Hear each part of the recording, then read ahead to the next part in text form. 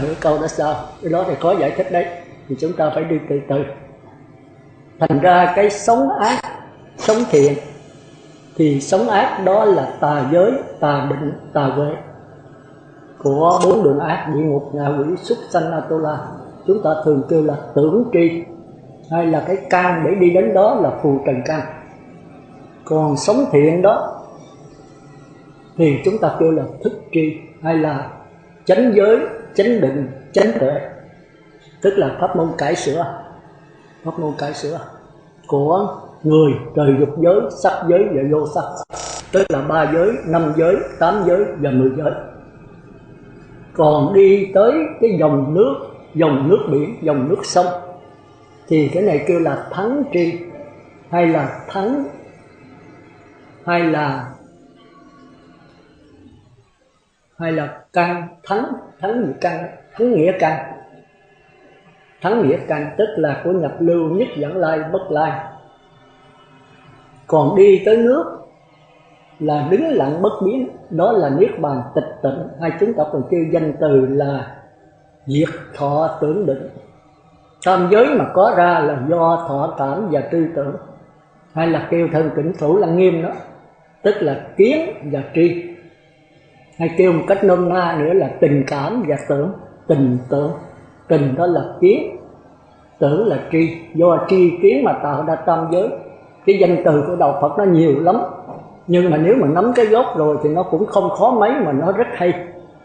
Bởi vì đó là một thực tại mà có nhiều khía cạnh. Nghĩa là chúng ta đi sâu vào di thức, chúng ta mới thấy cái hay của Phật giáo, và chúng ta mới thấy rằng chúng ta không còn sinh bụng nữa nếu nắm những cái gốc.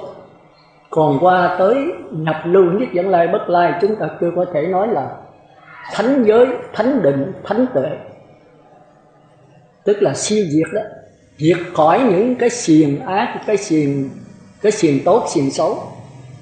Có một cái bất tử nằm trong đó. Cũng như chúng ta thấy sống đó, phải nương vào dòng nước, mà dòng nước thì có hình chứ không có tướng. Khi nó sao động rồi thì kêu là sống, mà khi nó đứng lặng rồi thì kêu là dòng nước. Mà sống thì có thể thay đổi, có thể đi tìm sống, có thể cải sửa sống, sống xấu thành sống tốt. Mà sống không thể đi tìm dòng nước được, không bao giờ có dòng đó. Bởi vì dòng nước nằm ngay trong sống, nó chỉ nhận lại thôi. Chừng nào tất cả những cái tham sân si, cái sự ham muốn của nước mà im bặt đi rồi, thì sống hiện ra, dòng nước hiện ra thôi. Chứ dòng nước không thể đi, sống không thể đi tìm dòng nước. Mà dòng nước hiện đến khi tất cả mọi lượng sống thiện ác đều im bặt đi. Im bặt chứ không phải là tôi nói diệt nó nha. Im bặt tức là không dính mắc nó nữa. Thì cái niết bàn, cái bất tử sẽ đến với chúng ta, chứ chúng ta không thể đi tìm niết bàn. Cái đó là cái khó tu nhất của quả nhập lưu.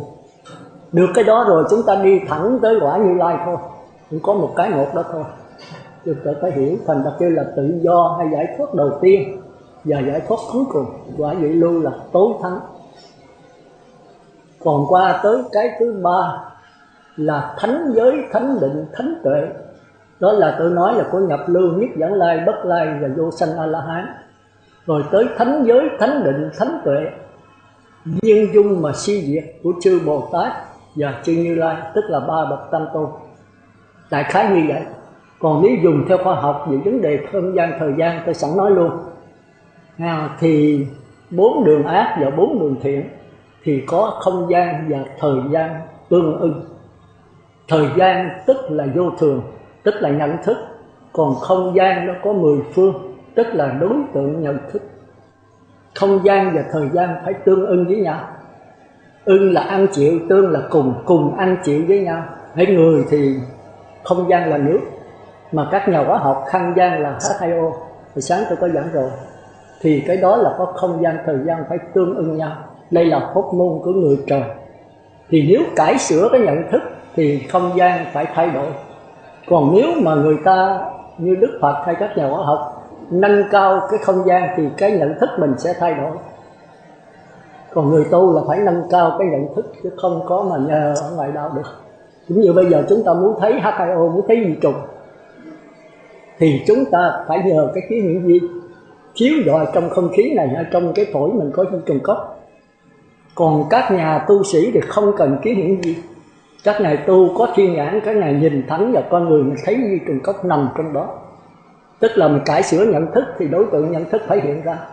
Còn mình cải sửa không được, phải nhờ khoa học nâng cao, chiếu rọi cho nó phóng đại lớn ra mình mới thấy được. Thì đó là hai cách tu. Cái kia thì trong Kinh Thủ Lăng Nghiêm kêu là địa tiên, còn cái nọ kêu là thần tiên hoặc là thiên tiên.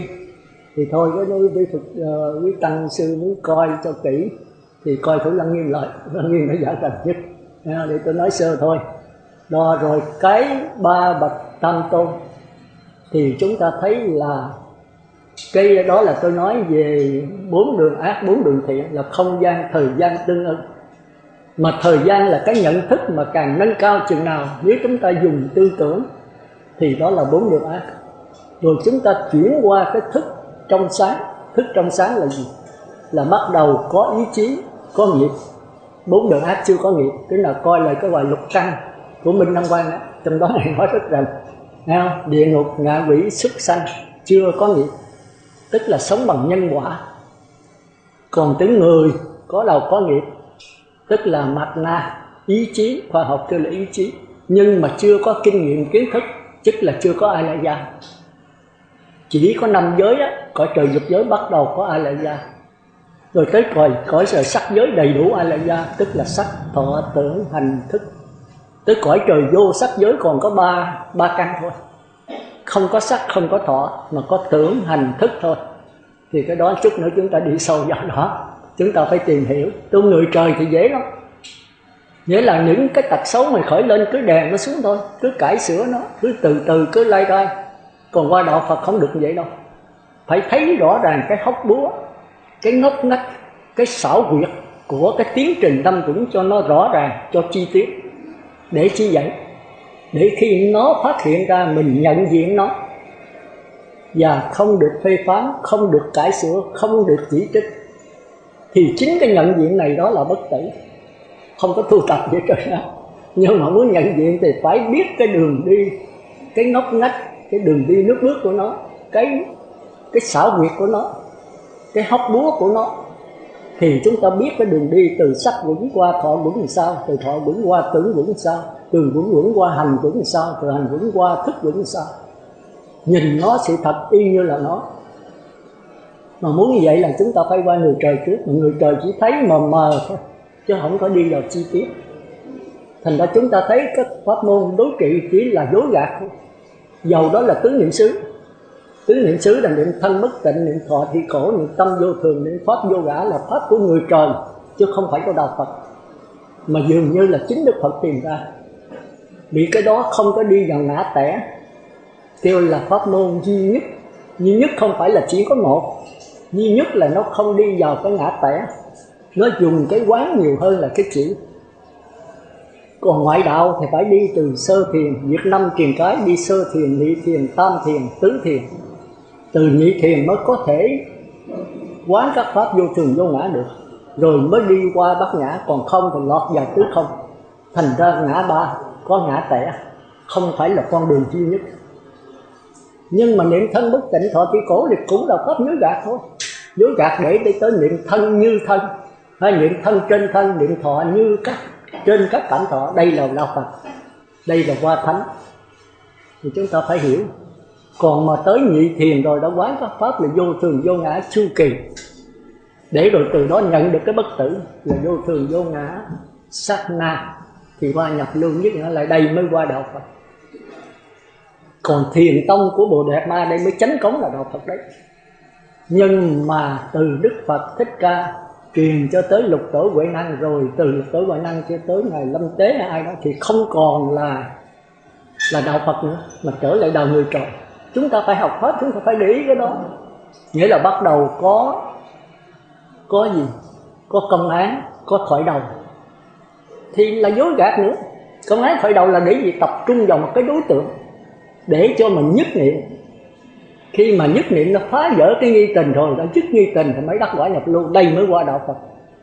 Thành ra từ có công án có nghi tình, trước kia là không có công án, không có nghi tình, chỉ thầy trò đối đáp với nhau, dĩ tâm truyền tâm là đắc được. Thì chúng ta thấy đầu tiên Đức Phật niêm qua Di Tiếu, đưa cành hoa sen lên thì ca diết mỉm cười, thế là đắc quả. Đâu có pháp môn, không có pháp môn. Rồi Lục Tổ Huệ Năng nghe cái câu ưng vô sở trụ nhi sanh kỳ tâm, đắc quả. Đâu có học gì của Ngũ Tổ đâu. Rồi chúng ta coi cái quyển mà Quyền Giác mà đi mà đấu trí huệ với Huệ Năng, cũng không có pháp môn gì, hai người đấu nhau. Bữa nào tôi giảng đó rất là hay, tức là chiến đạo ca đó, thì đó mới chính là đạo Phật. Còn từ đó về sau cái căn cơ người ta thấp, các tổ không thể dĩ tranh truyền tâm nữa, không thể ba nhập lưu liền nữa, mà phải dùng cái thoại đầu tới 1800 mấy chục con má. Thì đây là dối gạt nữa, cũng trở lại pháp môn thôi. Rồi tôi nói sơ thôi nhé. Tịnh độ cũng vậy. Tịnh độ mà hạ phẩm hạ sanh, hạ phẩm trung sanh, hạ phẩm thượng sanh là dối gạt thôi. Chừng nào qua trung phẩm đó thì đây mới qua đạo Phật. Thì tịnh độ với tất cả con ngát này hãy nhất niệm là giống hệt nhau thôi. Nhưng mà tịnh độ khác một cái là thêm cái phát nguyện, tức là nhờ thêm tha lực A Di Đà. Còn không đó thì nhất niệm tự lực chúng ta sanh về cõi trời. Tất cả pháp môn của đạo Phật dường như tự lực ít có tha lực, chỉ có mình tịnh độ là có tha lực. Nhưng mà cũng phải tu chết nội chết tổ, cũng phải nhất niệm rồi phát nguyện rồi mới sanh gì. Cũng như tôi nói vậy nên nó dễ hiểu nè. Bây giờ sĩ cư sĩ ở ngoài tu thì được nhất niệm sanh về cõi trời. Bây giờ tôi tu được nhất niệm rồi, tôi niệm Phật đếm từ 1 tới 10 niệm Phật, cõi đếm hít vô thở ra đến 1 rồi tới ra đến 2, hít vô biết dài biết, hít vô ngắn biết, chút nữa chúng ta giảng qua tới đó. Rồi khỏi cần hít vô nữa, cái hơi thở với cái thân mình nó dính liền ra. Hai tiếng niệm Phật từ trong A Lại Gia phát ra rồi mình tống vô thì kêu là định sanh nghĩ lại. Thì tới giai đoạn là giống nhau thôi. Bên tịnh độ cũng vậy, bên truyền tông và tất cả pháp môn khác gì tứ niệm xứ hay cái gì cũng vậy thôi. Nhưng mà nếu thêm cái phát nguyện thành tịnh độ, còn không phát nguyện tự lực sanh về cõi trời. Còn nếu mà phát nguyện thì Phật A Di Đà cũng như còn giáo hội đây thì mình xin với Phật Thích Ca cho con vào giáo hội Ngài. Thì vào giáo hội Ngài mình phải nhất niệm là gì? Là dứt bỏ cái ghiền bên ngoài. Con không ghiền rượu, cà phê, thuốc lá, ghiền vợ, ghiền con, ghiền tiền bạc nữa thì Phật Thích Ca chấp nhận vô liền. Còn nếu còn tạp niệm, Phật Thích Ca vĩnh viễn không chấp nhận gì, có vô giáo hội ở cũng không được. Thành ra thế giới cực lạc không có 4 đường ác. Thì giống hệt như giáo hội như Phật Thích Ca không có 4 đường ác. Xì ke, ma túy, sát sinh, trộm cắp, tà dâm thì không thể vào giáo hội được. Thì đại khái nó như vậy thôi chứ không có gì khác hết trơn á. Thế tôi giảng pháp môn nào cũng vậy thôi. Nhưng mà cái tịnh độ khác là thêm các pháp nguyện. Bởi vậy đây Phật Thích Ca đã chết rồi. Mà có ai mà sống 1250 vị mà hòa hợp không? Thế giới này không có. Tôi đi mà tôi nghe nói ở trên Bắc Nhã gì của thầy Nhất Hạnh, tôi lên trên đó tôi coi. Tưởng đâu qua hiệp, bên Tăng thì gần 100, bên Ni thì gần 300, 200 mấy. Mà đổi bộ sức mẻ chứ đâu phải qua hiệp được. Ông Minh Trường đệ tử tôi, ông trốn lên trển, ông bỏ tôi lên trển rồi ông mới nói mình mới biết. Ông vô trong đó ở 3-4 tháng.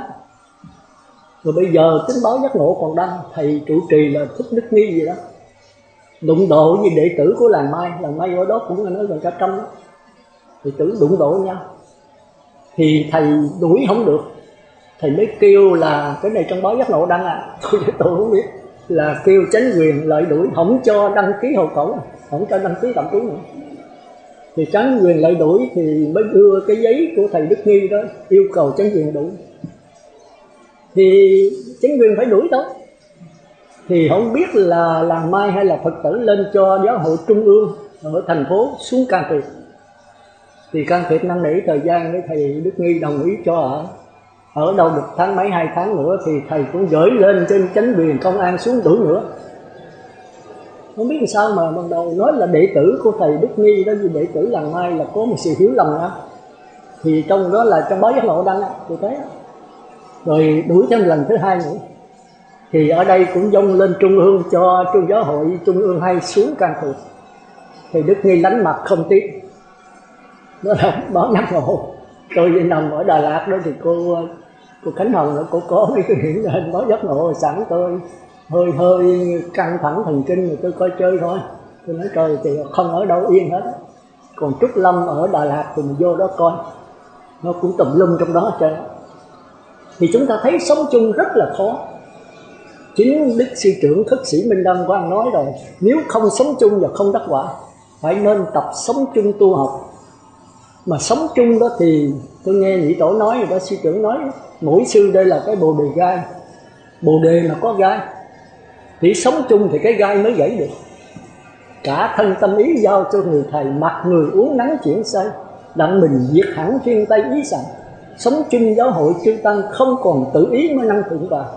Cái ý mỗi người là cái ngã, ai cũng có cái ngã. Tôi thích cái này, sư kia không thích cái đó, sư nọ thích cái khác. Thì giờ sống chung thì phải có một cái giới lực thôi, là cái thích của mình phải dứt bỏ. Mình sống với đại chúng thì đại chúng phải lấy giới lực có một thôi, thì tất cả đều dồn vào đó hết thì hoài. Còn nói không là cái ý của tôi là đúng hơn, ông kia nói ý tôi đúng hơn. Chiến tranh giống ở ngoài thế giới, chiến tranh ý thức hệ, thì cái đó khó sống chung. Mà hãy sống chung được thì trước sau thì cũng đắc quả thôi. Thành ra tôi thấy đông vậy tôi rất mừng. Tôi nói thật, tôi mà có sức khỏe là tôi cũng sống chung. Thì năm nay tôi suy quá rồi, 47 năm trời, bây giờ 70 tuổi là tôi tay chân đều run hết. Chứ tôi như vậy là tôi ở đây luôn á. Tôi nói thật như vậy. Hồi xưa thì không được như vậy. Hồi xưa tôi sống chung là sống chung với Nhị Tổ. Thì Nhị Tổ không bao giờ dẫn đoàn được trên 20 vị. 17, 18 xuống 20, 21, 22 rồi chừng 4 năm bữa là đụng nhau đi về tỉnh xá. Đó là tôi đi theo giáo hội. Sư thời ấy cũng đành nói. Thì biết là nó khó. Bây giờ chúng ta trở lại. Thì nói về không gian thời gian đó, thì phải nói 4 đường ác, 4 thường thiện. Có không gian, có thời gian. Thì thời gian đó là nhận thức vô thường, không gian là đối tượng nhận thức vô ngã. Chúng ta nên nhớ, mà nên nhớ vô thường vô ngã không phải một mà không phải khác nha. Nếu nói một là sai, nói khác là trật. Bởi vì nó đều là thức biến, tức là từ A Dạy Gia biến ra. Mà cái nào chuyển động nhanh thì là vô thường, cái nào chuyển động chậm thì ở không gian, đối tượng của nhận thức. Nhưng mà tất cả đều là thức. Đều là thức thì một thứ, nhưng mà cái tác dụng khác nhau cho nó khác. Cái vô thường là nhận thức thấy được đối tượng là không gian, mà không gian không thể thấy là nhận thức được. Nhưng mà hai cái đều là thức biến hết. Cái này là cái khó nhất mà học duy thức nghiền mỏng chúng ta mới hiểu được. Cái đó kêu là nghiệp cảm duyên khởi. Chư Phật tử muốn rành nó coi cái quyển Đức Phật và Phật Pháp của Narada do Phạm Kim Khánh dịch, toàn là nghiệp cảm duyên khởi không, không có đi tới A Lại Gia, chỉ nói chút thôi. Thì đây mới qua Đại Thừa đấy. Thì A Lại Gia dông duyên khởi đó, nữa là tôi để đi sâu nữa. Là ở trong kinh Thủ Lăng Nghiêm có Đức Phật có giảng về cái thấy cái nghe. Mà sau khi mà ông A Nan bị Ma Đăng già bắt đó, thì A Nan mừng quá xá, nếu mà con ngộ được cái thấy cái nghe này, Đức Phật đưa cái khăn lên đó, rồi Đức Phật đánh chuông đó, thì ông nhận được cái bất tử. Thì sau khi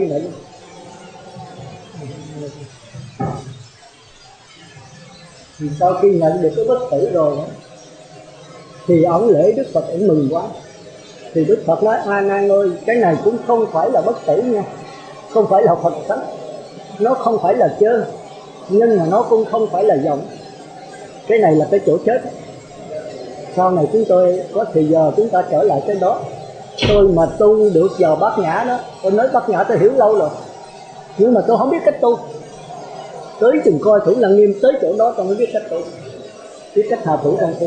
Tôi thấy là cái Bát Nhã khó, giờ nhập lưu rất là khó. Phải cho cái thí dụ mà bên Tiểu Thừa là tuyệt đối không thể thí dụ. Phải giảng Niết Bàn đó thì thành ra tư tưởng, thành ra Tiểu Thừa không bao giờ giảng đến Niết Bàn. Có thí dụ con rùa với con cá, chúng ta biết cái kinh Tiểu Thừa, con rùa nó lên mặt đất thì nó giảng về cái mặt đất liền này cho con cá không bao giờ tin. Thành ra cái Niết Bàn không thể giảng thì nó sai, nó thành ra hiện tượng dối. Chỉ có Đại Thừa mới dám giảng thôi, nhất là Duy Thức giảng Niết Bàn. Nhưng mà cuối cùng Duy Thức kết luận sao đó, Niết Bàn mà tôi giảng nó không phải là tự thân Niết Bàn, mà là Pháp Niết Bàn. Cái Đại Thừa hay chỗ đó, không phải là tự thân mà là cái Pháp của Niết Bàn. Pháp Niết Bàn là cái gì? Là cái bản chỉ đường. Nếu không chỉ đường mà làm sao tu? Thành ra chúng ta thấy có hai cái lối tu, một cái lối tu của thần tú, một cái lối tu của Huệ Năng. Thần tú nó có niết bàn, có con đường đi tới niết bàn, nhưng niết bàn không phải là kết quả của con đường. Có giới luật, nhưng mà giới luật không phải là cái mục đích của niết bàn. Thì con đường đó là có giới định tuệ của người trời, nhưng mà người trời không phải cái kết quả, người trời là đi đến niết bàn. Ai có coi cái trạm xe đó ha, của Xá Lợi Phất và Phú Lậu Na đó, cái này rất hay. Hãy trạm xe giới thanh tịnh, tâm thanh tịnh, kiến thanh tịnh, hạnh nghi thanh tịnh, đạo tri kiến thanh tịnh, đạo tri kiến thanh tịnh, tri kiến thanh tịnh, vô thử trước bắt niết bàn. Đây là qua Đại Thừa đấy. Rồi nhờ cái chỗ này mới là giải thích rộng rãi ra. Thôi cái đó chúng ta để khi khác. Thì ở đây chúng ta hiểu đó, thì chúng ta thấy rằng cái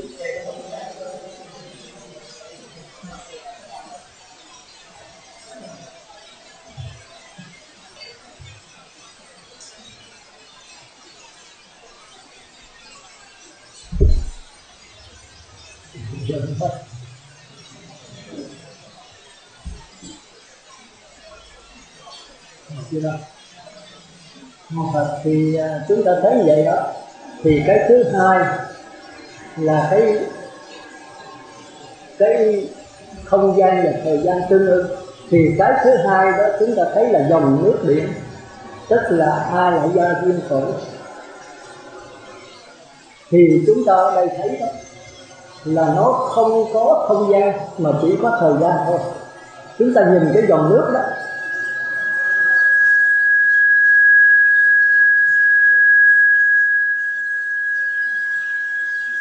mà cái dòng nước nó khi mà nó sao động đó thì bắt đầu có không gian, mà nó đứng lặng đó thì không gian biến mất, quá giải với thời gian. Còn cái trôi chảy đó là thời gian. Thành ra đây là thời gian tuyệt đối, tức là vô thường mà không có ngã. Thành ra chúng ta thấy là A-la-hán dứt được ngã chấp mà pháp chấp chưa dứt. Cái này ít ta hiểu. Cái thầy Trần Quang ông viết trong ấy, ông nói ai nói A-la-hán mà dứt ngã chấp mà còn pháp chấp là ngu. Dứt ngã chấp là lấy cái gì chấp pháp? Ngã là ngã đối với pháp, pháp là pháp đối với ngã. Nhưng mà chúng ta thấy là có hai cái vô thường, một cái vô thường tương đối với vô ngã, một cái vô thường tuyệt đối chưa có ngã. Thì sau khi mà A Nan dạy Đức Phật nói A Nan ơi, cái này không phải là chân tâm đâu nha, mà nên nhớ nó cũng không phải là vọng, nó chân vọng hòa hợp, nó là mặt trăng thứ hai do đè mí mắt mà thấy. Cái câu này tôi nhức đầu có 4-5 năm trời. Khi Đức Phật mà giảng về vấn đề mà chân tâm rồi mà mình không đâu mà hắn nhận được. Người đưa khăn lên hỏi A Nan có thấy cái khăn? A Nan nói có khăn, A Nan nói có. Rồi Ngài để cái khăn xuống hỏi A Nan có khăn trên tay không? A Nan nói không. Ngài nói ông thông minh.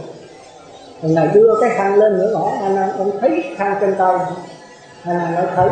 Rồi Ngài để khăn xuống nữa, A Nan thấy cái khăn trên tay Như Lai? A Nan nói không thấy. Ngài nói ông điên đảo. Thì mình thấy nếu mà Đức Phật hỏi thôi thì cũng trả lời vậy thôi. Nhưng không ngờ hai câu hỏi nó khác nhau.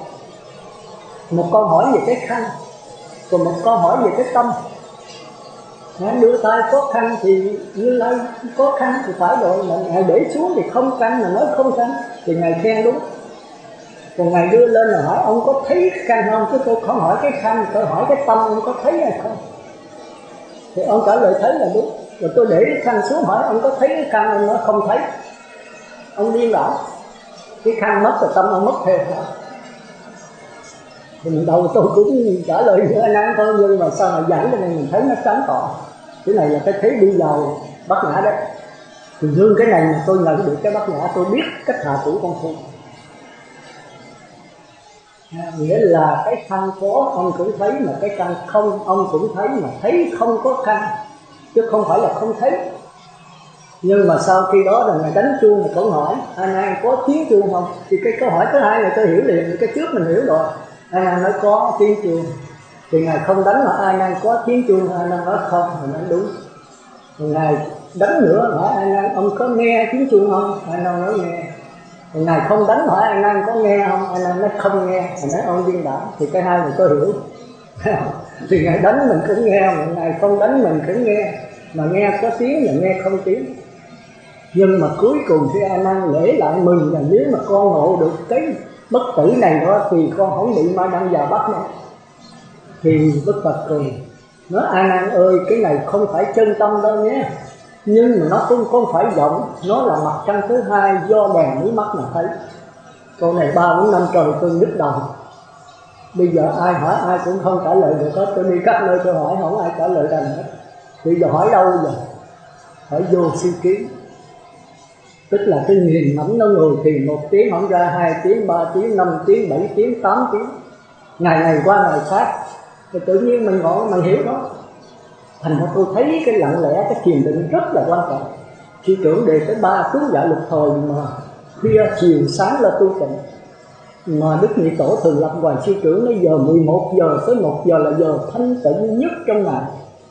Bên tu tiên mà cái giờ tí á, tôi là tí ngọ mẹ dậu, giờ tí mà không thích là không thành tiên được. Cái đó người ta kêu là luyện tinh quá khí, luyện khí quá thần, luyện thần thần hư. Hồi xưa tôi tu tiên mà, khi tôi vào đây là tôi đã tu tiên rồi. Thì tôi là người Tàu, tôi coi kinh sách thiên, tôi luyện tiên Phật Thục Tông, tôi tưởng tiên với Phật Một Tứ. Nhưng sao vô Nhị Tổ đây? Tôi ngồi thiền sao ngài biết hả? Sư Khang tu tiên phải không? Tôi ra đặt trường tọa đứng, con có tu tiên. Này mới kể chuyện ông Nguyễn Kim Muôn với ông sư trụ. Sư trụ vào đó cũng tu theo Nguyễn Kim Muôn. Kim Muôn là nhà gì sản xuất nhập cảng gì đó. Thì đi tu đắc quả ở Phú Quốc đó. Bây giờ ngồi ở trên mặt biển lấy 2 cái tay bơi từ Phú Quốc mà vô đập giá. Rồi đi về ở với vợ. Thời gian bể cái bụng lớn chết luôn. Chết ở trên mình vậy. Thì sư trụ mới bỏ đi qua mới gặp sư trụ. Vì ngài mới kể cái sự đau khổ đó. Cái này là Đức Nhị Tổ Giác Chánh kể tôi nghe, tôi mới bỏ tu tiên á. Chúng tôi là tôi còn tu tiên nữa. Tôi thở thì sao không biết mà bị hồi gần ngài đó, mình đi ngủ này ngủ đó, tôi ngủ kế đó. Thì ngài hỏi đang tu tiên, ngài mới kể cho nghe. Rồi sư trụ mới bỏ ông Nguyễn Kim Muôn. Khi ông chết rồi sư trụ thấy cái đó không cho tránh, mới gặp tổ sư mình Thức Sĩ Minh Đăng Quang. Ngài mới hỏi thì Minh Đăng Quang trả lời sao biết không? Đoạn căn không bằng đoạn tâm. Tu Phật là đoạn tâm chứ đoạn căn, cái căn ông nó đâu có ăn thua gì, nó đâu có lợi hại gì. Căn thi tưởng nó dùng để tiểu thôi, tại ông dùng sai là cái tâm ông dùng sai, do đó mà không đắc đạo quả. Luyện thân thì ông được sống lâu, nhưng mà khi cái tâm nó khởi lên thì bao nhiêu công phu bỏ hết. Cái tâm là chánh. Thành ra tôi mới hiểu được cái thân nghiệp, khẩu nghiệp và ý nghiệp. Thân nghiệp, khẩu nghiệp không ăn thua gì hết, không có tội lỗi gì hết. Mà cái ý nghiệp vô là có tội hay phước. Thành ra trong cái kinh mà pháp cú đầu tiên, mấy cái câu đầu đó là tâm dẫn đầu các pháp. Nên đó mình phải hiểu, luôn luôn đạo Phật là đạo của tâm. Được tâm là được tất cả. Đó là Thức Sĩ Minh Quang đề trong đó. Thôi giờ chúng ta trở lại. Thì cái thứ hai này đó là cái kia nghiệp cảm duyên khởi. Cái này A Lại Gia duyên khởi là không gian với thời gian quá giải ngã. Tức là cái này vô lượng vô biên. Chúng ta thấy cái dòng nước biển là vô lượng vô biên, tức là nó không có giới hạn nữa. Còn sống là có giới hạn. Còn tới nước biển đó là phi không gian, phi thời gian. Thành ra diệt thọ tưởng định, diệt như thọ tản và tư tưởng. Khi một vị A-la-hán mà nhập vào cái niết bàn tịch tịnh rồi, tam giới không còn nữa. Nhưng mà pháp giới vẫn còn. Pháp giới là gì? Là mặt trăng thứ hai, mặt trăng thứ ba, mặt trăng thứ nhất. Nữa rồi giảng qua cái tứ thánh, tôi sẽ giảng cái đó. Bây giờ chúng ta giảng 4 đường ác trước. Rồi đi tới biển. Biển là gì?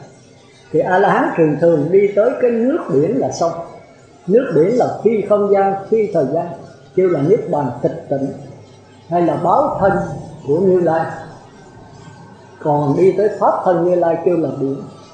Thành ra trong tiểu thừa nói là chuyển biến tới đây đó thì đứng lặng và bất biến.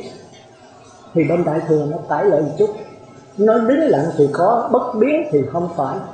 Do nó chuyển biến quá thần tốc cho nên mình thấy dường như bất biến, mà do thần tốc cho nên nó ứng hiện lập tức cái vô lượng vô biên pháp giới.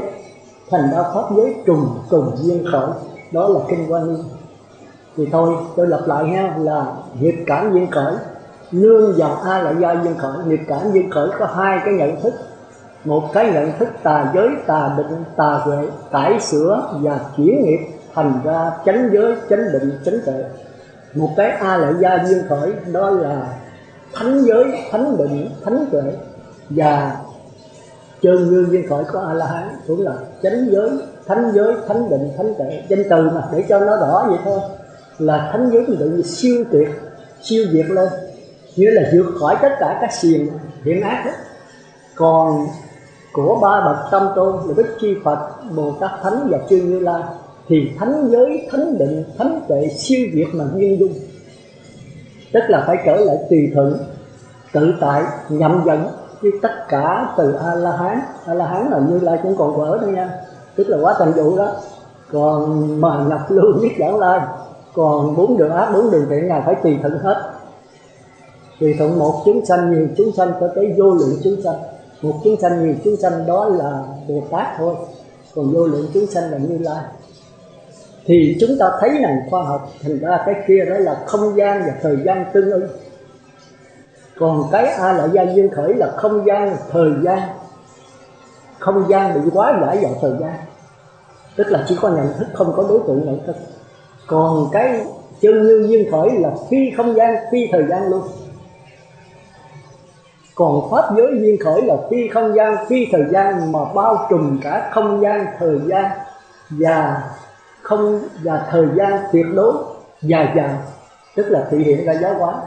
Thôi đại khái như vậy là cái tôi tóm lại cái hồi sáng chúng ta giảng. Bây giờ chúng ta đi vào 4 đường ác.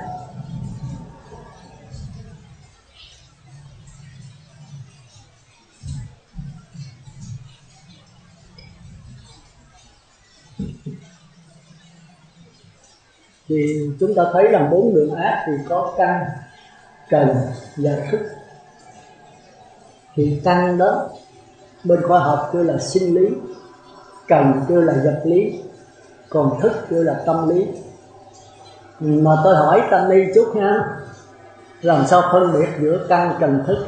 Làm sao phân biệt giữa cái nào vật lý, sinh lý và tâm lý nó khác nhau làm sao? Tôi hỏi các bác sĩ mà vô trong trịnh xá với các nhà giáo sư cấp 3 đó, không ai trả lời gần hết. Không nào lấy cái đầu hàng đó, tụi con không để ý. Mình hồi đó đi học là vật lý học, rồi lên học sinh lý học, rồi học tới tâm lý học. Nhưng ba cái nó khác nhau làm sao?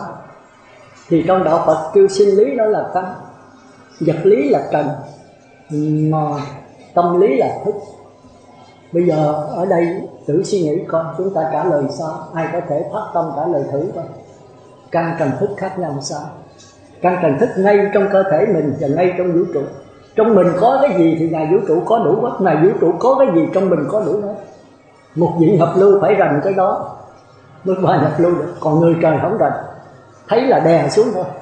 Mà có hai cách đè, một là đè dùng cái định lực đè chỉ, hai là dùng quán chiếu đè. Thành ra cái pháp môn mà tứ niệm xứ đó là dùng quán chiếu mà đè. Cũng người trời thôi, mà quán chiếu thì nó nhẹ hơn, nó ít có bị bùng nổ. Phải đè mạnh quá thì nó phản kháng, nó nổ dữ. Ví dụ bây giờ tôi nổi sân thì niệm Phật đếm từ 1 tới 10 niệm Phật, khỏi đếm hỏi, nhưng mà tôi đè nó xuống. Nó chửi nữa tôi đè dữ nữa, nó chửi nữa tôi đè dữ nữa, mà đè không nổi thì sao? Bùng nổ giết người. Hồi nãy có thể đánh chửi thôi. Đó là pháp đè, kêu là chỉ hay là định. Còn pháp quán là nghĩ mình với nó là chưa có quan trán, thôi giờ nó chửi mình bỏ qua. Thì cái này mình thấy nó nhẹ, rồi nó chửi nữa mình nghĩ nữa, thôi giờ mình như trả nợ hay là nó con nít, mình coi nó như bụi mình phủ xuống đó. Thì pháp quán cũng có vô lượng pháp quán, pháp định cũng có vô lượng pháp định, nhưng mà pháp quán là độc đáo hơn, ít có đi cái định tẻ. Còn định đó thì mình đi vào trong đó, nó đi vào con cái mê hồn trận, thì mình dễ lạc do tứ thiền tứ không. Còn cái quán này thì nó rõ hơn. Thành ra cái tứ niệm xứ dường như của đạo Phật, Đức Phật Thích Ca sẽ tìm ra. Rồi từ cái tứ niệm xứ đó, niệm thân bất tịnh thọ chư cổ, mới niệm thân trên thân, niệm thọ trên các cảm thọ, niệm tâm trên tâm. Đây mới thật sự là đạo Phật, đây mới thật sự là thánh nhân. Thì bây giờ ở đây ai trả lời được rồi? Như thế nào là căn, như thế nào là trần, như thế nào là thức, khác nhau làm sao? Ngay trong con người mình và ngay trong vũ trụ, ai trả lời được? Thì tôi ai trả lời được đưa tay một người đại diện tôi để coi tăng ni có nghiền ngẫm về cái đó không? Cái con người của mình sống từ nhỏ tới lớn, mà chính tôi mà tôi chưa coi duy thức, mà duy thức hỏi một câu đó tôi trả lời không được. Tôi ngồi nghĩ hoài không biết căn trần thức nó khác nhau làm sao. Thì căn là sinh lý, mà trần là vật lý, mà thức là tâm lý. Mà đó mình đi học từ lúc nhỏ, lúc đệ thất đệ lục rồi đó, tức là chưa đệ thất là con ngũ tứ là bắt đầu có rồi. Thì qua tới lúc 12 đó thì là bắt đầu có tâm lý rồi, 11, 12. Nhưng mà mình không để ý tới giáo sư cấp 3 giờ vô đi hỏi đạo, tôi mới hỏi cái đó, cái này tôi không trả lời được. Bác sĩ cũng vậy. Thì thôi giờ tôi giảng nha, có ai phát tâm không? Được rồi giảng. Ngon. Có cái micro mà bình thường còn cái hiểu của con thấy con là cái căn đó, nó là cái tứ đại là tự tạo vật chất tạo này, gọi là mặt tay mũi thân ý, còn cái trần nó là đối tượng của mặt tay mũi thân ý. Còn cái thức đó là do là căn cái trần nó chia với nhau tạo ra thức, mà ba cái này gặp gỡ nhau nó thành họ. được cái đó cái đó gặp nhau kia là xúc, chứ chưa có thọ đâu. Còn xúc rồi mới tới thọ nha. Thì chúng ta nói chữ căn đó, chữ trần đó kêu là vật lý, tức là chưa có cái biết mà chưa có sự sống nữa. Cái nào chưa có cái biết, chưa có sự sống thì cái đó là trần. Mà trong duy thức còn kêu là địa ngục vô gián. Còn có cái sự sống mà chưa có cái biết thì đó là căn. Có sự sống mà chưa có cái biết thì đó là căn, tức là địa ngục hữu gián. Trong duy thức gần cái chỗ đó đó, tôi nói lại thấy không? Trần tức là vật lý, tức là địa ngục vô gián, chưa có cái biết, chưa có sự sống.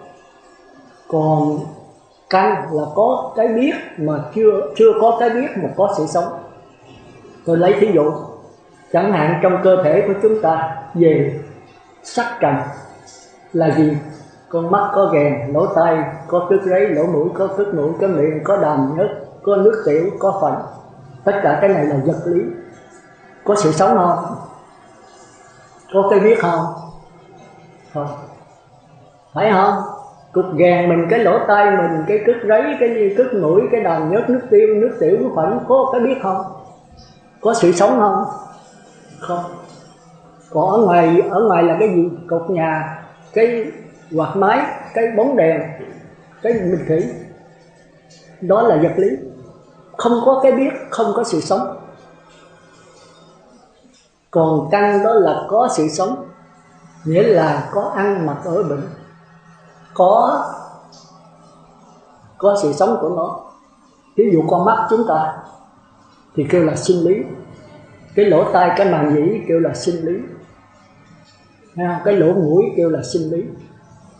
Con mắt này đó là căn, mà khi tôi hư tôi móc ra khỏi con mắt này thì kêu là trần, phải không? Nó không còn sự sống nữa. Còn cái răng cũng vậy, nó còn ở trên tôi ăn được, nó có cảm giác nhất thì đó là sinh lý.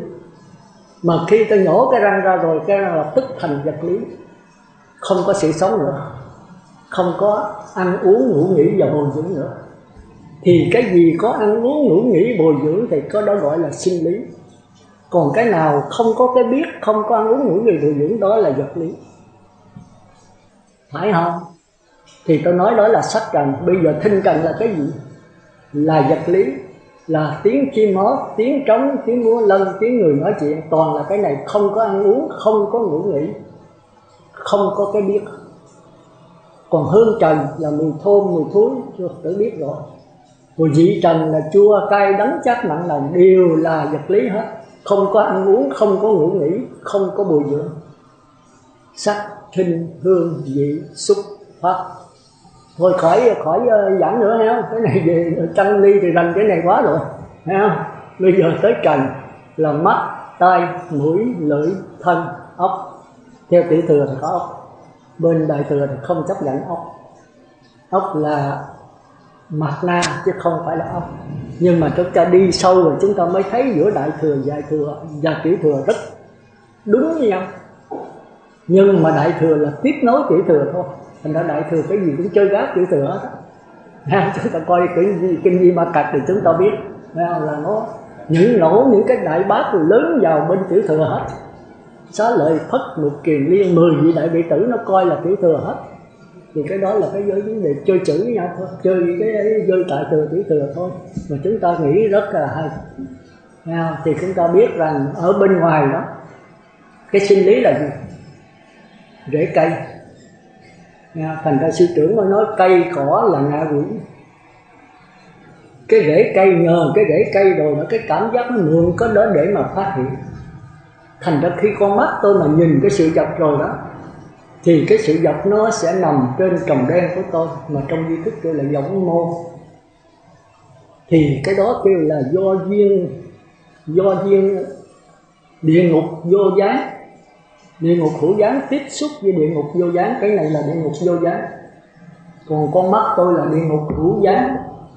Thì cái bình thủy này sẽ nằm trên tròng đen của tôi. Thì cái cảm giác của ngạ quỷ mới phát hiện. Cảm giác ngạ quỷ là cái gì? Ngạ là đói, quỷ là xảo quyệt. Thí dụ bây giờ tôi thấy cái cục vàng ở trước mặt tôi, thì trước tiên là có địa ngục hữu gián là con mắt sinh lý tiếp xúc với cục vàng là địa ngục vô gián. Thì cái cục vàng phải nằm trên cái tròng đen của tôi. Thì bây giờ tôi chưa phân biệt gì hết, tôi thấy cái đó sẽ đem vào sang tôi nhồi tới tôi chụp liền. Kiến tài ám nhãn. Người khác thấy nữa vô đánh giết chết liền, không có sự suy xét. Thì cái đó kêu là ngạ quỷ.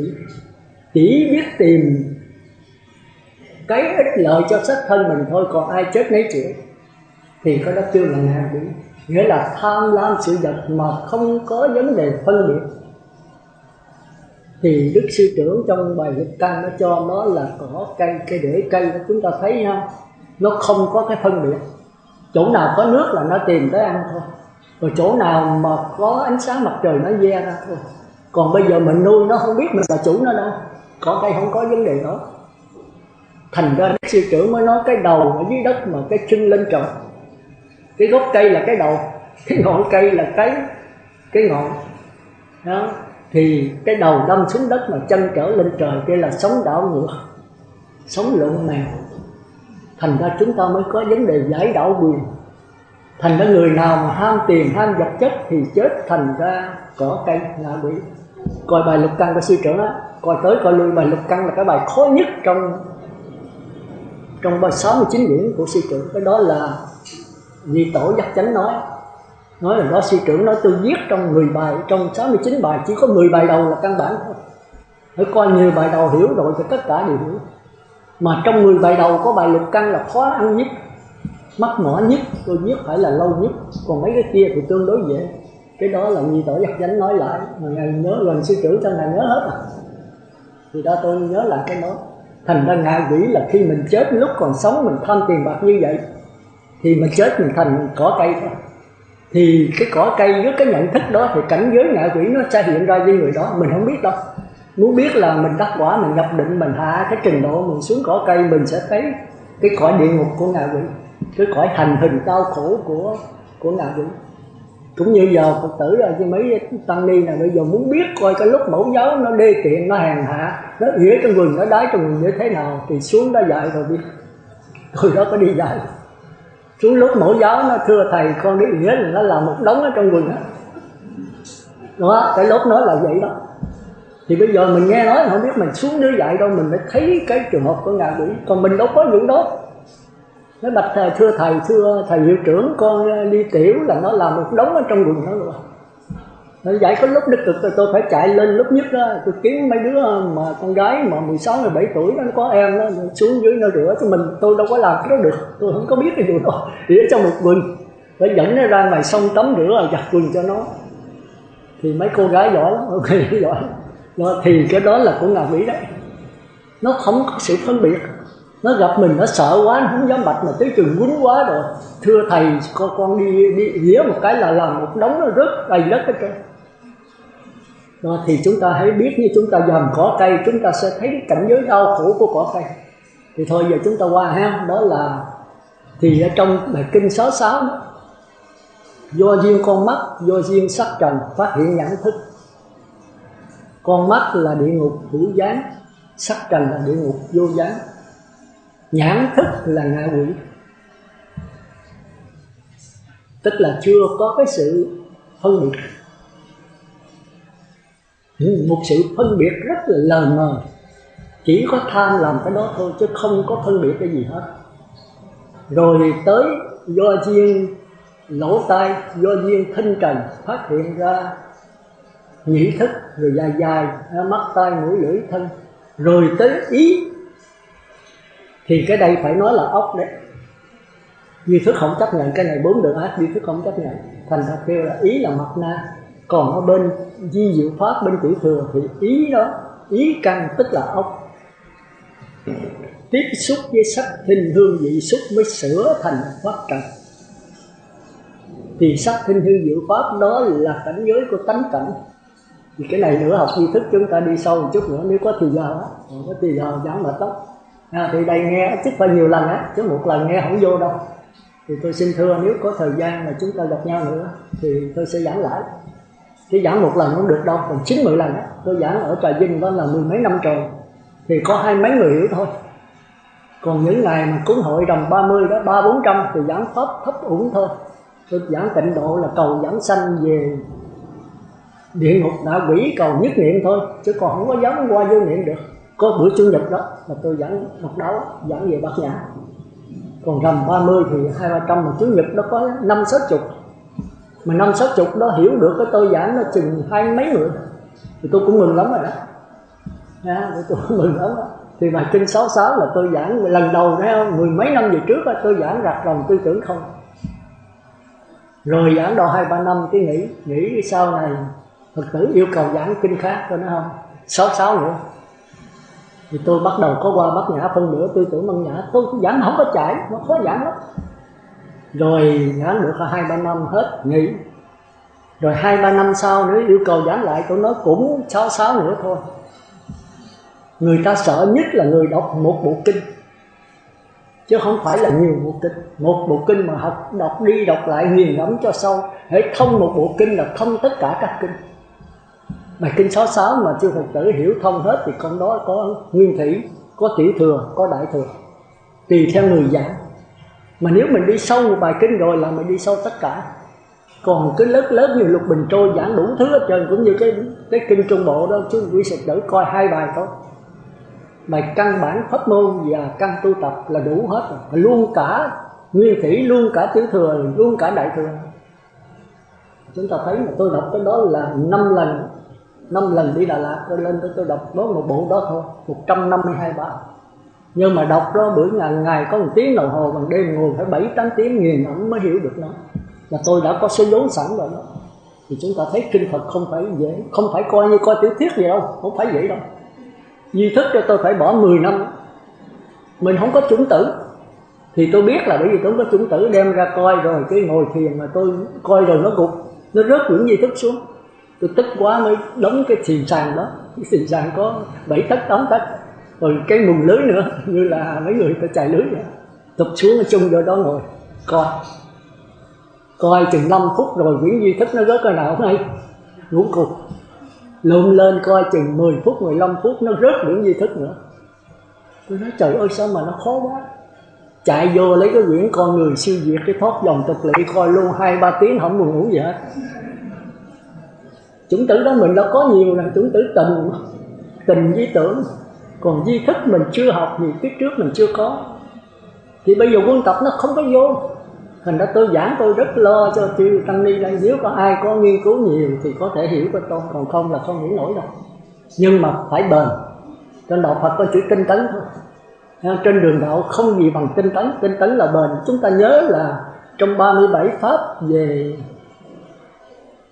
khổ tập diệt đạo chia làm 7 cái, tứ niệm xứ, tứ tránh cần, tứ như ý túc, ngũ căn, ngũ lực, thất bộ đại thần, bát chánh đạo.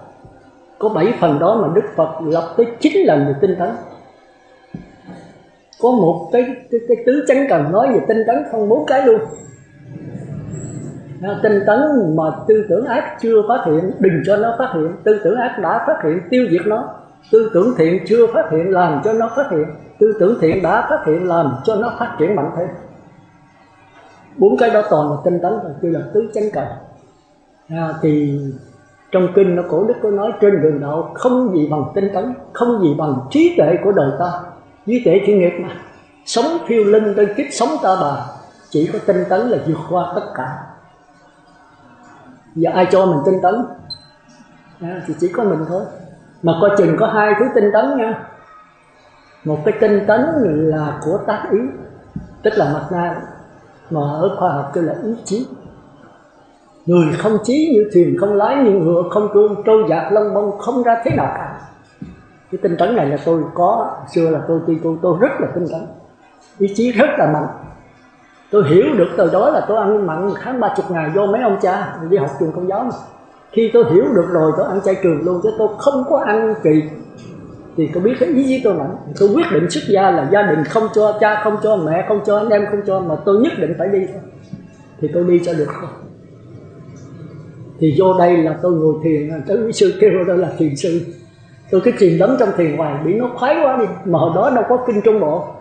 Minh Châu còn đi học Ấn Độ, hồi thời của tôi chưa có ai dịch kinh bộ kinh, có A Hàm thì có.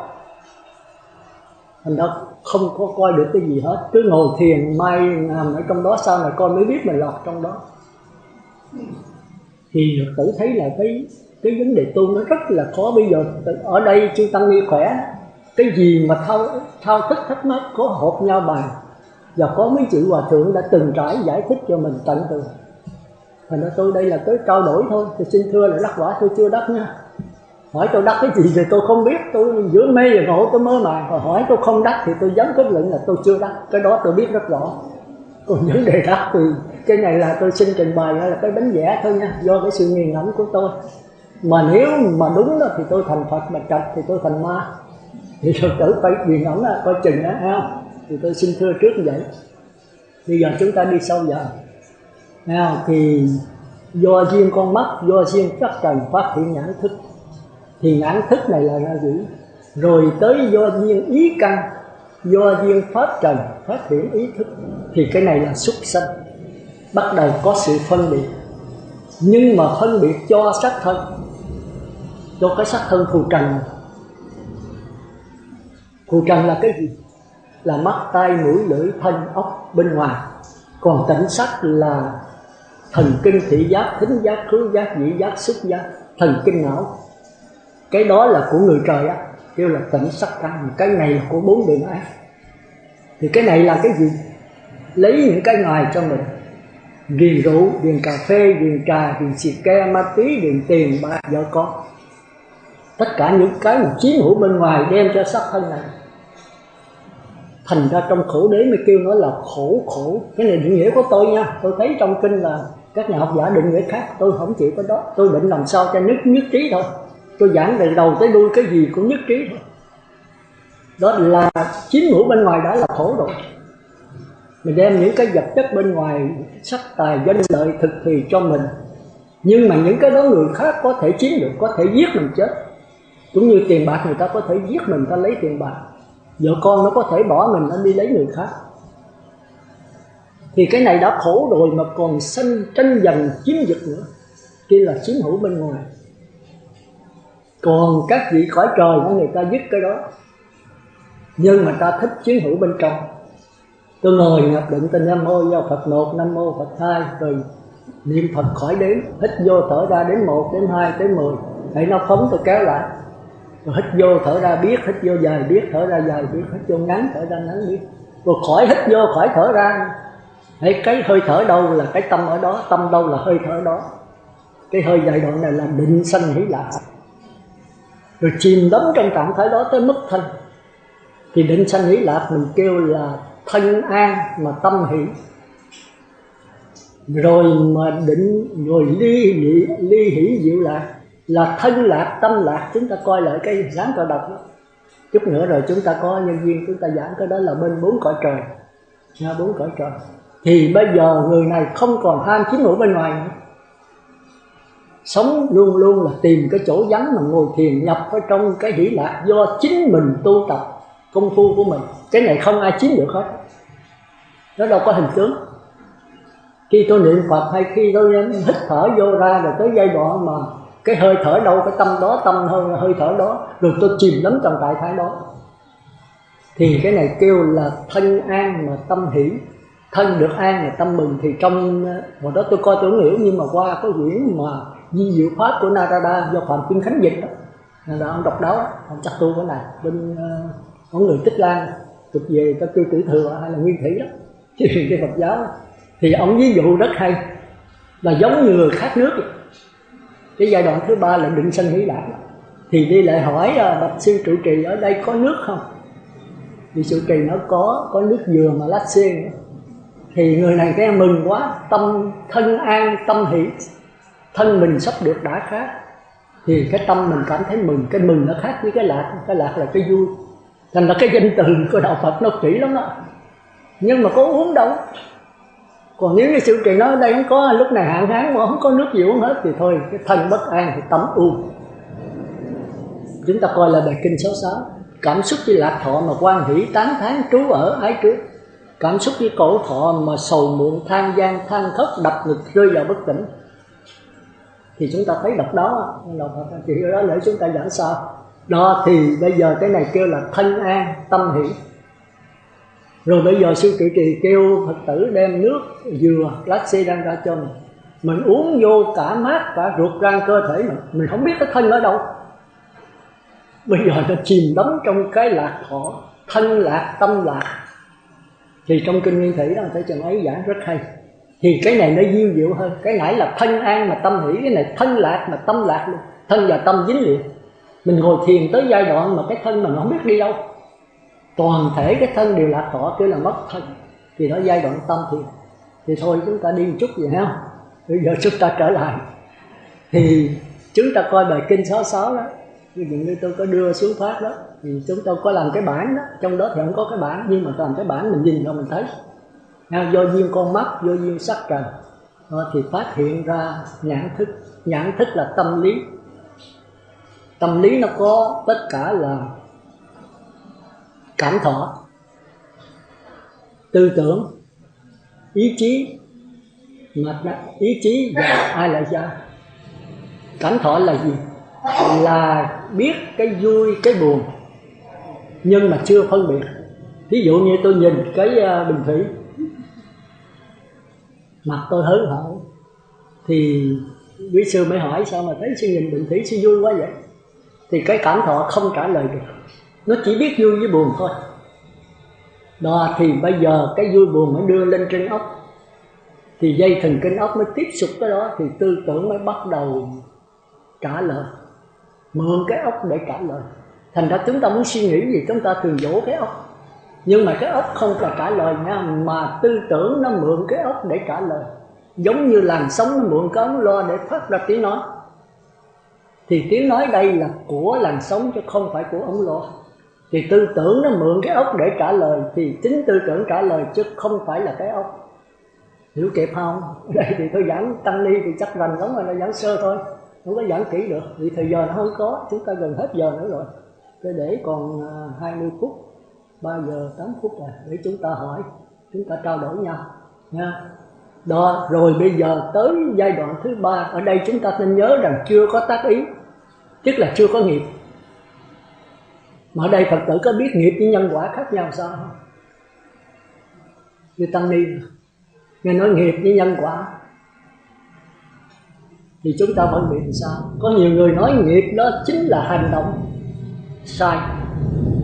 Nó khó à? Nó thật khó. Nghiệp chính là tác ý. Nghĩa là nghiệp đây là thân chứ không phải là, đây là tâm chứ không phải là thân. Nghiệp chính là mạt na. Mạt na chính là ý chí. Ý chí chính là nghiệp. Còn nhân quả 2 với 2 là 4. Thí dụ tôi trồng cái hột bình bát, lên cây bình bát trái 4 đường thiện, 4 tiểu thánh, 3 bậc tam tôn. Thì có đời vậy thôi. Thành ra cũng hành động bằng thân bằng miệng cho một ông lão một số tiền giống nhau. Mà một người phải đọa xuống địa ngục ngạ quỷ, một người sanh về cõi trời, người sanh về tứ thánh, một người Bồ Tát. Thì đạo Phật có vậy thôi. Nhưng mà đi sâu vào hơi mệt đấy. Thôi giờ chúng ta giảng tới đây thôi ha. Còn cái người trời thì ngày mai chúng ta tiếp. Vì cái này nó dài lắm. Người trời dục giới thì vô duyên con mắt, vô duyên sắc trần phát hiện nhãn thức. Thì con mắt là địa ngục hữu gián, sắc trần là địa ngục vô gián, còn nhãn thức là ngạ quỷ, còn ý thức là súc sanh. Ba điểm gặp gỡ của ba pháp này căn trần thức đó là nhãn xúc. Nhãn xúc đây là cõi người bắt đầu có tác ý. Điểm gặp gỡ căn trần thức, cái gì làm cho căn trần thức gặp gỡ? Chính mặt na, chính ý chí. Thành ra hồi xưa là tôi ý chí mạnh, nhưng mà khi tôi bát nhã là tôi chết màu chết tổ luôn. Ý chí sẽ chướng ngại trên con đường giải thoát, phải dứt bỏ ý chí. Trời ơi, bỏ cái ác thì được, rồi bỏ cái cao thượng làm sao bỏ? Mình nhập sơ thiền, nhị thiền, tam thiền mà phải dứt luôn, đừng có ghiền tôi đỡ ghiền cái đó. Đi đâu là cũng kiếm chỗ ngồi thiền thôi. Mà biểu dứt bỏ cái này luôn. Mà dứt bỏ cái này tức là dứt bỏ ý chí. Ý chí là mặt na. Thành ra trong đạo Phật có nói ai thấy được mặt na, dứt được mặt na, người đó đắc quả A-la-hán. Sư trưởng cũng có nói dứt ngã mạn là đắc quả A-la-hán. Thì ngã mạn tức là mặt na. Nếu mà chúng ta đi sâu vào cái tiến trình ngũ quẩn, chúng ta mới thấy rất là hay. Mà đó giờ chúng ta thấy là ít có ai giảng tiến trình ngũ quẩn cho nó sáng tỏ. Bây giờ chúng ta bắt đầu đi vào sáng tỏ. Thì thôi giờ có tăng ni họ có hỏi gì không? Còn 15 phút. Để rồi tôi đi sâu nữa là tùm lum á. Phải hỏi từ cái cho biết, rồi nếu mà tôi đi sâu nữa là cái trước không nắm được, mấy cái sau này không nắm được á. Nó khó hả? Di thức thì tôi giảng là lấy di thức rồi tôi giảng đó. Mà nếu không có di thức là chúng ta không sáng tỏ được. 10 tông phái đạo Phật tôi coi qua hết trong Phật học phổ thông, thì tôi thấy có di thức là trả lời tất cả pháp môn. Tự nhiên sao tôi nhận thấy vậy là tôi mới chìm đắm trong di thức là phải 10 năm trời. Tôi coi được 5-7 bữa chán quá, tôi coi thoát dòng tục lỵ, con người siêu diệt, rồi coi này kia rồi nó hết đã cái bắt đầu coi lại nữa. Rồi nó ngủ gục nữa. Rồi coi mấy cái chuyện này chuyện kia, còn chuyện cổ Phật giáo nó đỡ rồi cái bắt đầu coi lại nữa, nó ngủ gục nữa. Thành ra con người phải có cái bền. Tôi học được cái đó là con cứ gõ mãi đi, rồi cửa sẽ mở. Thiệt gõ mãi thì nó mở thôi. Trên đường đạo không gì bằng cái bền. Cứ làm hoài làm mãi, thua cái này gây cái khác. Thì là hôm sáng rồi chị nào hỏi tôi đó, thì bây giờ muốn đắc quả thì phải làm vậy thôi.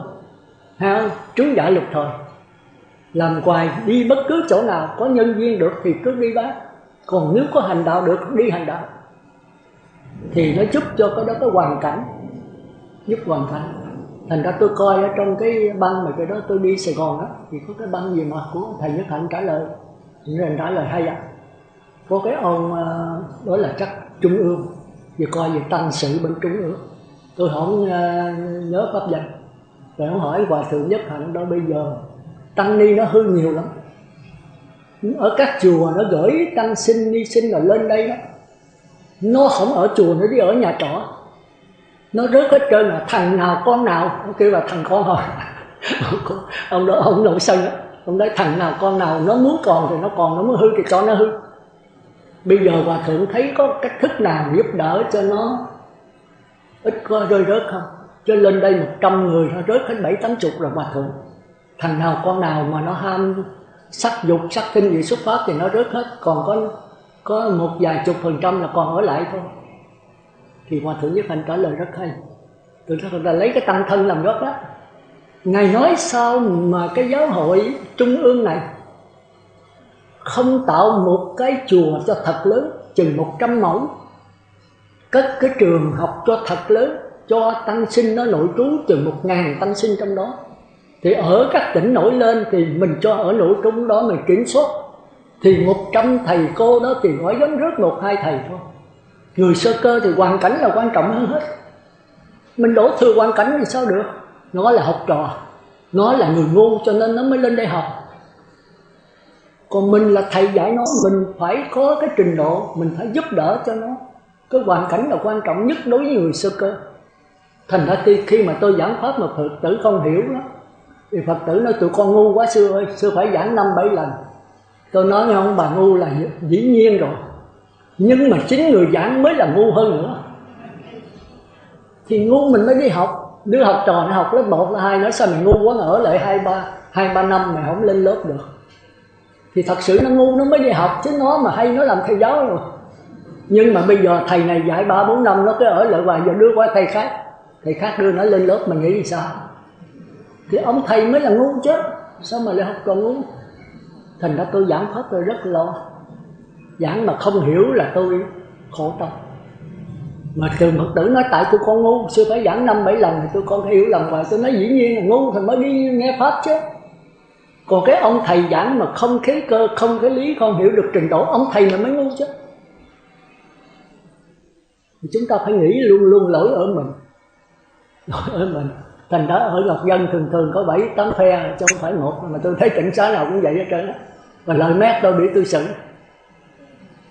Tôi nói lỗi đâu phải ở cô đó, đâu phải ở cái phe này. Bởi vì cho lỗi ai sư? Tôi nói lỗi ông thầy dạy đạo không? Khổ á. Ông thầy hư thì đệ tử mới hư. Con mà hư là do cha mẹ. Giáo bất nhiên sư chiêu đọ, học trò hư là dạy tại ông thầy. Nếu cô có muốn phạt, muốn rầy là rầy ông thầy á, chửi ông thầy là đúng. Chứ đừng có chửi Phật tử. Phật tử nó ngu nó mới đi học. Nhưng mà ông thầy không biết cách dạy cho nên mới hiểu lầm nhau. Nói nếu vậy sao tụi con không mét sư nữa, nó khỏe cho mình. Cả hai đều được hết. Thành ra mình phải ngồi thiền mới thấy cái đó. Mà cái đó là do nhị tổ giác chánh đó. Tôi học được ngày chỗ đó là tôi ngồi thiền tôi thấy rằng tất cả cái đổ lỗi về mình phải êm hết. Chứ giờ mình nghiêng bên nào giờ? Mình nghiêng bên đây phải nói mình binh, mình nghiêng bên đây phải nói mình binh. Nếu hai người đánh lộn thì sao? Cả hai đều hư hết. Nó đánh tôi trước, đánh trước là mình nhịn cái em mình đánh lại. Nó đánh trước là nó lỗi, tôi đánh sau là tôi không lỗi. Một kẻ cái gì đó, một kẻ cọc cằn thêm đứa nữa, rồi đã hai đứa cũng như nhau. Cái này tôi nhớ nhìn sổ rồi mà xử tăng ở trong đoàn tôi thấy hay vô cùng. Thôi tới đây thôi. Bây giờ có ai hỏi cái gì không? Còn có 10 phút nữa thôi. Giảng nhiều quá tôi sợ lắm ông vô.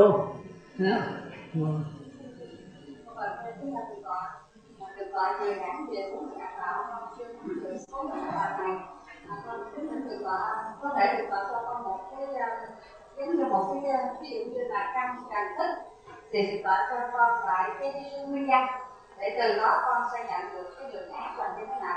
Tại vì theo bây giờ con nhận được như vậy thì con nhận được thế nào là 4 đường ác. Vậy cái 4 đường ác là thuộc về từng ngày con nói như được rõ. Vì ví dụ bây giờ cho con lại một câu ví dụ như là căng rồi cần rồi thích mà là như thế nào là địa ngục, như thế nào là ngạ quỷ, cái độ đó con chưa được chứng con. Ngon, câu hỏi rất hay đó. Nhưng mà thật ra tôi giảng chưa hết đâu.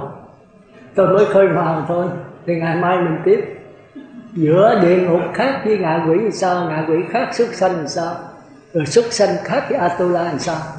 Thì ngày mai mình tiếp tục. Để cho Tăng Ni đây có một cái khái niệm. Để tối nay mình về suy gẫm. Chứ ngày mai nếu tôi giảng thẳng vô là bây giờ tôi giảng thẳng là không nắm được á. Bị hồi xưa giờ mà không để ý. Mà nó ngay trong con người mình. Nó ngay trong con người mình. Giờ mình phải thấy cho rõ. Người trời thì không thấy rõ. Còn một vị nhập lưu phải thấy rõ. Thấy rõ đường đi nước bước giữa địa ngục qua ngạ quỷ, giữa ngạ quỷ qua súc sanh, giữa súc sanh qua Atula. Thì tất cả đều chiếm hữu bên ngoài thôi. Nhưng địa ngục nó thuộc về si mê, ngạ quỷ nó thuộc về tham lam, súc sanh nó thuộc về sân giận, còn Atula nó thuộc về tật đố, ganh tị, thích chiến đấu. Thì ngày mai mình giảng rồi mình cho thí dụ đàng hoàng. Đây là tôi mới khơi mào thôi, để mọi người có một cái nhận thức. Vì cái này đều là chiếm hữu bên ngoài hết. Nhưng mà người thì vô minh, đó là địa ngục. Chúng ta thường kêu chữ si mê. Người tham lam chúng ta kêu ngạ quỷ. Thường hay sân giận chúng ta kêu là súc sanh. Còn tật đố, ganh tị, thích chiến đấu, thích hơn thua, đó là Atula, ác thần. Thì mai tôi giảng lại kỹ chúng ta sẽ thấy trong con người mình có đủ hết. Còn nếu mình thấy được nó mà mình đối trị thì qua cõi trời người, mình cải sửa. Còn nếu mình thấy được nó mà người ta giảng mình không hiểu gì hết, địa ngục. Còn hiểu đó mà cố ý làm cho người ta tức giận, chọc tức thêm, ngạ quỷ. Rồi mà người ta giảng mình nghe mình hiểu rồi, mình nổi sân, mình cự lại với người ta, xuất sân. Rồi khi mình nghe rồi người ta chỉ cái lỗi mình biết là đúng rồi, mình tật đố, thích đánh lộn với người ta, thì đó là Atula ác thần. Ngày mai mình đi sâu hơn nữa, chứ cô hiểu không? Chúng ta tuyệt vời nếu điều đó để ngày mai thì con còn thắc mắc một câu thứ hai, đó là giữa nhân quả và nghiệp. Qua sự trình bày của thượng tọa thì con rõ ràng được cái hành động về nhân quả, con cái cụ thể là không có tác ý thì cái đó có nhân quả, rồi cái gì có tác ý thì cái đó là nghiệp. Rồi như vậy con đã sao cái thắc mắc như vậy thì cái người mà tạo nghiệp thì có tác ý, vậy thì rồi cái đó là do cái tác ý của mình, giống như thượng tọa nói cho 100.000 mà cái người đó cho là tội, cho là phước. Thì như vậy thì rõ ràng có là nghiệp, và như vậy rồi nó tương quan với rồi nó có tương quan nhân quả ra sao? Qua cái định nghĩa giữa nghiệp và nhân quả thì nó hai cái ranh giới rất là rõ ràng. Như vậy thì khi mà cái người mà có tác ý rồi chưa đến có nghiệp, rồi như vậy thì cái đó thì nó ra sao nữa? Tức là tới nghiệp rồi nó còn đi nó tới đó thôi, hay là nó khác, nó có gì nữa? Vì vì cho định nghĩa nghiệp là có tác ý mà nhân quả là không có tác ý, thì như vậy khi mà cái người mà làm có tác ý là có tội có phước, rồi tới tội tới phước nó ra sao nữa? Con chưa rõ tới cái chỗ con ra sao nữa. Cảm ơn. Thì chứ cô hỏi tội phước hay tôi tính tới cái đó nữa. Định nghĩa như thế nào là tội, như thế nào là phước, thì cái đó lại kẹt nữa đấy. Thì cái đó thuộc về 5 triền cái. Giảng tới đó là 5 triền cái là gì? Thứ nhất là hôn trầm, thứ hai là nghi. Như thế nào là tội, như thế nào là phước, chưa chắc chúng ta hiểu rành. Chỉ có duy thức mới là đem sáng tỏ thôi. Bây giờ hỏi người ta Phật tử ngoài như thế nào là thiện, như thế nào là ác, thì thiện đó là phước, mà ác đó là tội. Thì có người trả lời nó làm cho người ta sung sướng, người ta hạnh phúc, người ta vui vẻ, đó là thiện. Còn làm cho người ta đau khổ, người ta buồn rầu, đó là ác. Sai với Phật giáo, sai với duy thức. Thì đó là sự câu hỏi đó.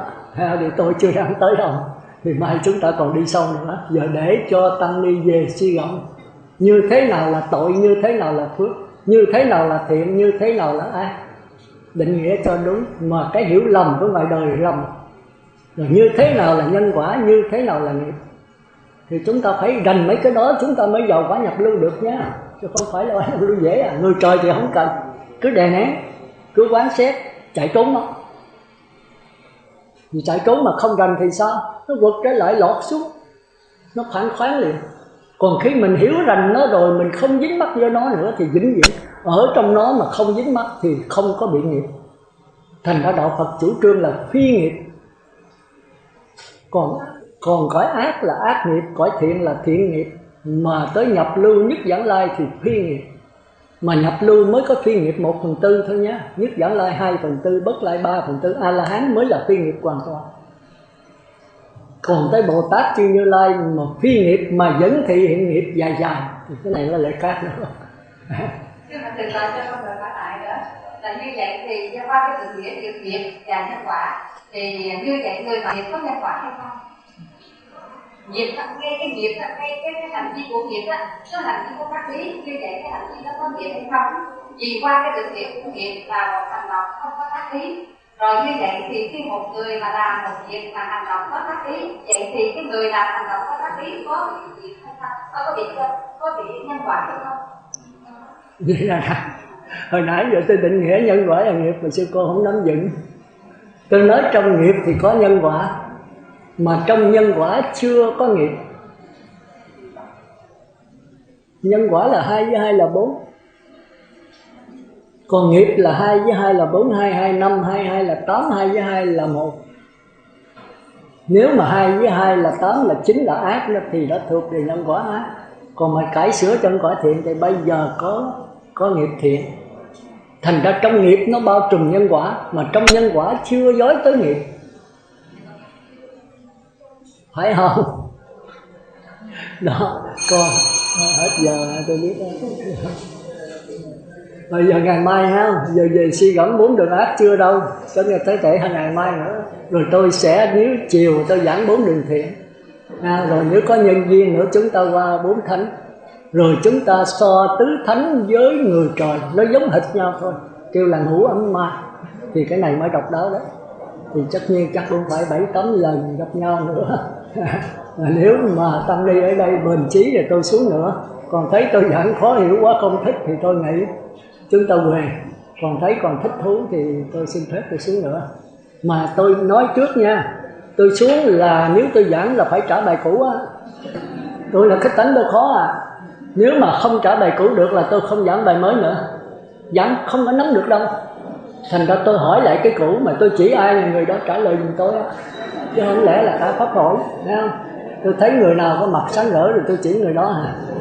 Đại diện cho pháp hội. Nếu đồng ý thì tôi xuống tiếp.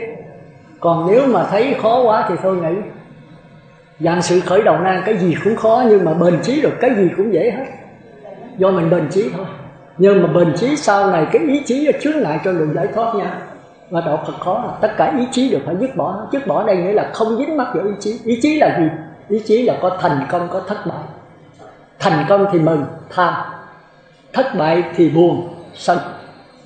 Mà nếu thành công là muốn thành công nữa thì cái tham nặng thêm. Rồi muốn cải sửa cái buồn bực mà cải sửa được thì thành tham, cải sửa không được thì thành sân.